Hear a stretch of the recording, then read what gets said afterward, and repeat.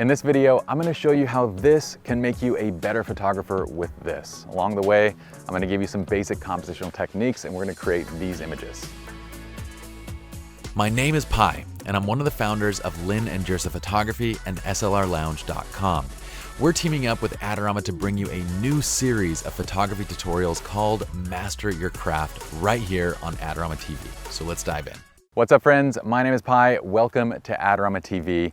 So I got this idea because too often I feel like we as photographers end up getting really nice gear and then we kind of rely on that gear as a compositional crutch. And what I'm talking about is depth of field. It's always shooting wide open. It's shooting raw because you know how much you can edit in post. Now, not a lot has gotten me excited about photography over the past few years, at least from the gear standpoint. Why? Because gear is freaking incredible. Every camera, every lens that's coming out is amazing. What has got me excited is mobile photography. Number one, it's cool because right in our pockets, we have something that can actually capture really great images, as you probably have seen on my TikToks and Instagram. But the main thing is that the phone actually gives me the ability to really hone in on the things that matter most: composition, lighting, storytelling. Then I can take those techniques and translate it into the camera and actually get better images. So that's what Mike and I are gonna do. Mike, I think he thinks it's a good idea. Mike, nod if you think it's good. So what we're gonna do is walk around Crystal Cove. I'm gonna shoot an image with a walk-up shot with my phone. I'm gonna shoot the same walk-up shot with a dedicated camera. You're gonna see it's not really gonna be that great. I'm gonna give you some basic tips on how to improve it. We're gonna shoot it with the phone. Then I'm gonna show you how you can level it up with your dedicated setup. Let's go ahead and dive in. Okay, this brings me to the very first technique that we're gonna do, Mike. So I wanna talk about the idea of getting close to your subject as well as really choosing the right crop. We're gonna start first with the walk-up shot. I'm gonna use the standard lens. One thing I would always suggest whenever you're gonna take a picture with your phone is just give the lens a wipe. If you got a lens cloth, great, use that. If you don't, I think we'll be okay using our shirts. So the walk-up shot would be something like this. We kind of just get this image. And honestly, no matter what we shoot this with, it's not gonna look great. The first thing that I want you guys to focus in on is getting close to your subject. And the beautiful thing about a phone is that you can do this to a kind of level that you really can't with a dedicated camera. We can get the phone into positions that we can't with the dedicated camera just due to size. So what I wanna do here is decide first on the subject. And what I love about this are the bees that are landing on these little flowers. So I want the bee to actually be the subject. But I'm gonna also do this. I'm gonna zoom in on my phone, and then we're gonna bring the lens down and close to our subject. And here we go, our bee is right there. And once we are in place, I'm gonna fill the background with the rest of those flowers. I wish I could whistle at the bee to get it to turn around, but there we go. You'll notice a couple things happen there. One, I'm not using any portrait mode techniques on this, but you'll notice that we actually have depth of field.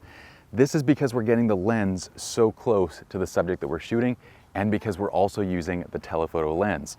So that distance and the focal length is really kind of creating depth of field despite phones typically don't have that feature, right? So I'm gonna do the exact same thing now on the camera. For the camera, I have here a Canon R5 with the 28-70. This is a relatively expensive setup. This is my favorite, what I would say, minimalistic setup. Minimalistic doesn't mean that it's inexpensive. It just means that between this body and lens combo, I can really do a lot with it. So I'm using the 24-70 or the 28-70 f2 in this case because it kind of gives me a nice range. So a 24-70 or just any wide, medium, tight lens is gonna kind of mirror what you have available to you with the phone, with the different lens options available. I'm gonna do the exact same things. So watch, if I actually take a step back and I shoot first the walk-up shot, okay, 1/1000th f2 and low ISO. If you compare the two images, the two walk-up shots, there's really not much difference there. We're gonna do the exact same principles. I'm gonna go ahead and zoom in. So we're gonna increase or just increase the focal length, and now we're gonna get close to our subject. So the bee is being a good little subject and it's still chilling right there. I'm gonna focus in, we're gonna shoot with a nice wide depth of field. And I'm gonna make sure too that I actually shoot this at 1/2000th of a second and 100 ISO, so that way if the bee is moving, it's gonna be sharp. Okay, now one other thing you'll notice is I'm kind of framing the bee with my grids, and I'm gonna talk about that in just a second. We'll make that our next little tip here, because I'll show you have the same ability to do that with a phone. Okay, so with both the phone and with the dedicated camera, we arrive at such a better photograph. And really all we were doing in this shot, we started with the walk-up shot. We decided, let's figure out what it is that we're trying to shoot first. What is our subject? Then we got in tighter. One, by the focal length, and then two, by actually bringing the lens physically closer to our objects. Whether you're on a phone, whether you're on a dedicated camera, at that point, the only difference really is gonna be the quality of the photograph. And you can see how we kind of took the same standard boring shot and leveled it up on both devices. Let's go on to the next one. On a side note, Mike, you ever gone into a clothing store and put on a sweater and been like, I don't want to take it off because it would mess up my hair, because maybe your hair is like difficult to manage and stuff. So you just have them ring you up in the sweater. Has that ever happened to you? Don't think so. Okay, yeah, it's never happened to me either. I was just wondering, I was just asking. All right, so we are at this vista, and the next point that I kind of want to make is really about what you're including within your frame. This is an idea of cropping, right? Earlier, we got in really tight. We didn't have to worry about kind of what's in the frame too much because the entire background was just filled with those flowers. But oftentimes we arrive at this vista or a landscape and it just looks absolutely gorgeous. But the reason why it looks so incredible to us right now is because we see this whole panoramic view. Our eyes see this naturally wide angle view that makes things look great. But if I bring my phone up to this and I take this shot using the wide angle camera, I end up with something that really isn't that great. And honestly, it doesn't matter which camera I use for this. So using my dedicated camera, shooting the same type of a wide angle image, I basically just get a higher quality version of crap. Higher quality crap. That's what that is, Mike. So what I'm gonna say in a scene like this is, one, we're gonna change our vantage point, because even if I kind of crop in or even if I try to zoom, I still have a lot of unnatural objects in front of me. But two, I wanna focus in on a spot on the landscape that's more interesting than this entire view. So when you're encountering a scene that's just so grand and you can't really capture it all and do it justice in the camera, focus in on a specific section of that scene. So let's go ahead and walk around and just see what we find. All right, so we've walked down the trail just a bit. Now we get to a spot where I notice, as you can see kind of from my camera, this cliff has this natural kind of leading line that drops right into the horizon line. We get this beautiful white along the water. We really don't have a lot of junk in the frame anymore. Mike is actually standing right here, and so we see all the man-made stuff on this side, but we can frame it all out. So now we have something, in my opinion, that is far more interesting, but we can still do more with this frame. So yes, we've gotten into a position where we control the crop. We have an angle that's far more interesting. We have a spot in the landscape that looks better than that whole vista where we just see too much, right? What I'm gonna do now is I'm gonna find the right focal length, and it's gonna be somewhere between this wide and medium focal length here.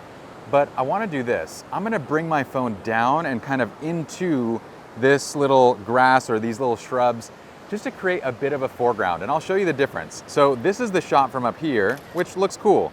But if I actually bring the phone down, and what's easier is to rotate the phone and actually bring it right down so that the lens is directly above these little shrubs. If I take that exact same shot again, in my opinion, we get something far more interesting to look at. It has this kind of foreground to it. And granted, with the phone, everything is sharp, and that's kind of the downside to it. Is a shot like this, I do want some depth from like a dedicated camera, but we still get to a much better place with this shot. So I like doing that. Now, if you're asking why rotate the phone, it's because the lenses are right up here. And to be honest, when I rotate, it's easier to do that than to try to take a picture like this. See, if I go back to my camera and I'm looking at this view, trying to get it down low enough, I have to kind of two-handed operate this little button. It's just uncomfortable. One, by rotating, I can get the lens closer to other objects, and two, I can use my one hand with my thumb to trigger the camera. So it's kind of just easier overall to get that shot. So this is the shot that I really like from right here. Let me go ahead and grab that one more time. I'm gonna wait for the water to kind of come in. Make sure that we're focusing on the water. I'm also gonna pull down the exposure a little, just so we kind of make it more about the highlights in the water than about the foreground shrubs. All right, I'm kind of keeping the composition where the whites of the water kind of leading in, and we get this beautiful cliff leading around the entire frame. I love that. Let's take the same shot now with our dedicated camera, following the exact same principles. Okay, same thing. I'm gonna go relatively wide right here. Now you have a couple different options, none of which are to be choked by a rope. I just don't wanna break the rules, okay? So let the rope choke you if you got to. So I could shoot this wide open at f2 and around ISO, low ISO, and 1/4000th of a second, right? It's gonna look good. It's gonna look like this. But you don't have to shoot this completely wide open. I actually want to see a little bit of detail in this foreground. It doesn't need to be completely sharp, but it doesn't need to be wide open either, where it's just kind of smushed and blurry. So what I'm gonna do is take this to about f4 to f5.6. We'll start with f5.6. I'm gonna lower the shutter down to 1/500th. Let's make sure that there's nothing clipped or blown out. We'll go about right there, 1/800th of a second, and I'm gonna get my composition dialed in. Okay, I love that, where the water's kind of rushing in, beautiful whites. That looks gorgeous. We have a nice little ant on me. Okay, so that looks dramatically better. And if we compare that to that Vista that just kind of included everything, both the phone and the dedicated camera shot looks so much better. So remember, when you pull up to a scene that is just ultra wide, ultra dramatic, and you're not equipped with the lenses, or you just get too much man-made junk in the shot, don't go panoramic, don't go and kind of shoot ultra wide. Instead, find a vantage point where you can really showcase the beauty of the scene without showing everything in the scene. That's it for this one. Let's go and find our next spot. We're here on the beach. We're gonna go a little bit further into composing the shot, and specifically, I wanna talk about the typical bullseye shot that a lot of us shoot, right? So a lot of us will get to a spot like this, we go to our widest angle lens, and whether we're shooting vertically like this, or whether we're shooting horizontally, we're kind of lining everything up so that the horizon line is right on the center. We refer to this as a bullseye. We do this oftentimes in not only landscape, but in portrait photography and everything else. You end up with an image that's not that interesting. The question is, what composition is more interesting? I'm gonna give you some simple guides here to kind of help you into a better composition. The first thing we're gonna do is actually turn on grids. So you're gonna notice on my iPhone that you'll actually see grids already on the display. If you're on an iPhone device, what you can do is actually go into your settings. Just from the top, you can actually search camera. And then right here, we have the option under composition to turn on and off those grids. So keep your grids on. In fact, if you're on an Android device or any other device, or simply your iPhone maybe isn't the latest generation, it doesn't have grids available, what you can also do is download Adobe Lightroom Mobile. Lightroom Mobile is free for your mobile devices, and it has a built-in camera that also has grids. So that way you can get grids on any device. You also have the same thing on that guy, or on your dedicated camera, which we'll talk about in just a moment. But with grids on, let's go back to the camera, and let me give you a simple rule or guide on how to compose a shot. So if I tip the phone down, you'll notice that I have this incredible rock and this texture right in front of me. If I tip the phone up, you'll notice that there are lots of clouds, right? What I would say is try to put the horizon line on either the top 2/3 or the bottom 2/3, and it can be like roughly around that area. I want you guys to use these rules as a general guide, but they're rules, and rules are meant to be broken. So if you think it looks good by showing mostly ground, then do that. But what I always say is tip the phone up or tip your camera up when the sky is the most interesting part of the image. Show more of it. Or if the ground is the most interesting point of the image, tip the phone down. So that's gonna be completely up to you. In this scene, I would call you crazy if you said that that sky was more interesting than the ground. So look, instead of this shot, I'm gonna tip down and I'm gonna go for something like this shot. But let's actually get a composition that makes more sense. Look at that. Look at all those birds. I wonder if we can get them in the shot. Oh, I think we did. It's probably not the right, it looks okay. They're tiny. So what I'm gonna do is actually, let's see if we like this as an ultra wide angle kind of view, or if we like this better cropped in. Honestly, for this shot, I kind of like it better ultra wide. I'm gonna go ahead and move forward a bit just to have nice kind of cracks leading the image. And I'm gonna tip the phone down, showing a little bit more of the cliffside and a little bit less of the sky. Now that to me looks so much better than this shot, or the shot where we show a lot of sky when the sky's not that interesting. So angle your phone in kind of the direction, or angle the camera in the direction of the most interesting object. Use your grids to kind of help you line up the scene regardless. I keep grids on every time that I'm shooting, and it's not always, I very rarely am only using rule of thirds. I'm using other compositional guides, leading line, symmetry. We'll talk about more of this stuff as we go in later videos. But for right now, just keep your grids on. It's gonna help you dramatically. Now, let's bring the concept right over to our dedicated camera. I'm gonna go ahead and dial in. So here I'm gonna go as wide as possible, out to 28 millimeters. I'm gonna make sure that I have all the detail that I want. My exposure looks good. Now, same thing. Okay, so look, this is the bullseye shot, right? Doesn't matter what you shoot it on, the bullseye is not gonna look that great. Neither is gonna look great when you tip the phone or the camera up and you're shooting mostly sky when the sky's not that interesting.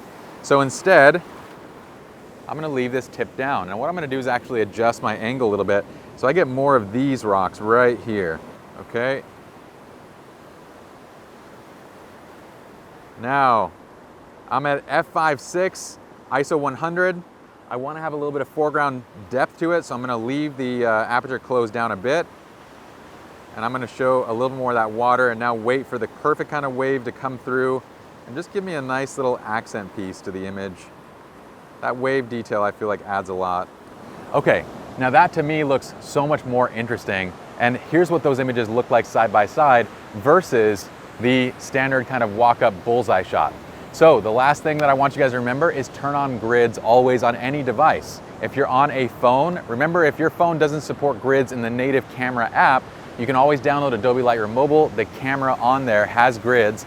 Any newer DSLR or mirrorless system should have this available. And specifically, if you are shooting on Canon, you're gonna actually find it in the first set of menus, the shooting menus. It's the red menu.